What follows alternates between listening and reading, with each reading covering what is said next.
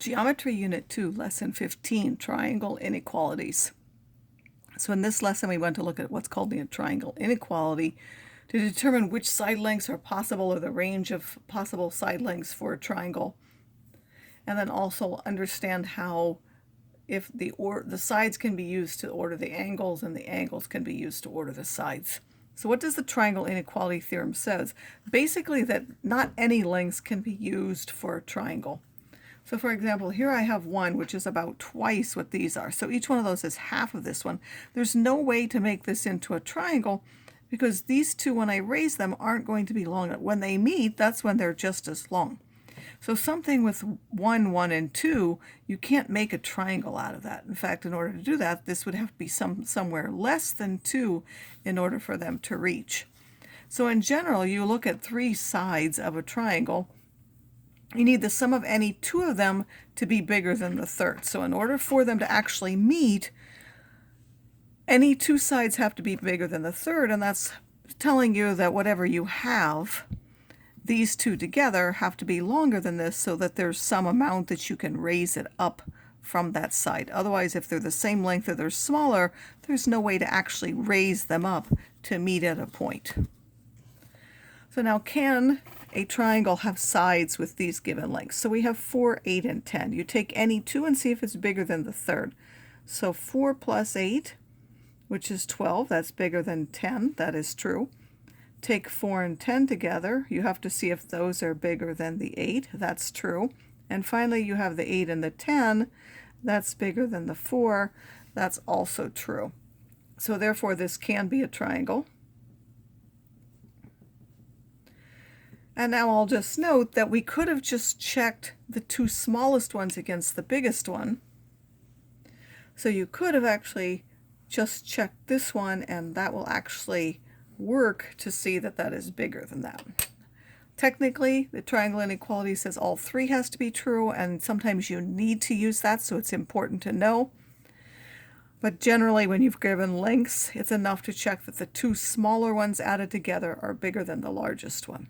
All right, so if we take this one and we want to look at the 2 smallest, that's 7 plus 9. Is that bigger than 18? That is not bigger than 18, so this cannot be a triangle. And I'll just note underneath here that if you'd looked at the other ones, 9 plus 18, that one is bigger than 7, and 7 plus 18 is bigger than 9. So 2 of these hold, but the third one doesn't, and this will be normally where it goes wrong. If it's going to go wrong, will be with that smaller one. Right now, we can use the triangle inequality to determine the possible sides for a third. So suppose that we have A and B are given lengths, and then we have X is the unknown one. In just a moment, I'm going to write a result for that. So those are the 3 lengths, and this is the unknown length. We want to be able to find X has to be between what numbers? So we're going to look at an example to find this. It says find the possible values for this. So we can take any 2 of them together and solve that. We know that X plus 10 has to be bigger than 12. We know that X plus 12 has to be bigger than 10. And we know that 10 plus 12 has to be bigger than X. This is going to give us different inequalities. So here if we subtract 10, we find that X is bigger than 2. Here when we subtract, we get X is bigger than minus 2. This one's not really that useful because any length has to be bigger than minus 2, so we can kind of ignore this one. And then this one says that 22 is bigger than X, or X is less than 22. Well, it has to be this and this and this, so the thing that satisfies all of them is 2 is less than X, which is less than 22. And if you compare this, you'll notice that this one is the difference between 10 and 12. So if we take 12 minus 2, that gives, and this is the sum of 10 and 12. In fact, we could prove that for any of the lengths. If we looked at any 2 of them, we would have A plus X is bigger than B, X plus B is bigger than A, and then we would have A plus B is bigger than x. This one is, as it has to be less than the sum, so it would have to be less than x plus a, and either one of these, we would either get x is bigger than b minus a, or x is bigger than a minus b. And if, let's say, whichever one is the bigger one is the one that's going to work, so let's just suppose up here that a is bigger than b, then this would be a minus b here, if a is the bigger length.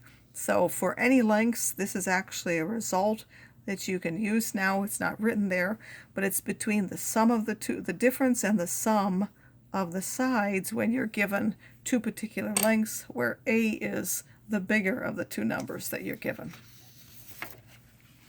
All right, we also want to look at what happens here. So if you consider a triangle, let's just consider if these are the two sides. Suppose that you put them closer together and then you complete it.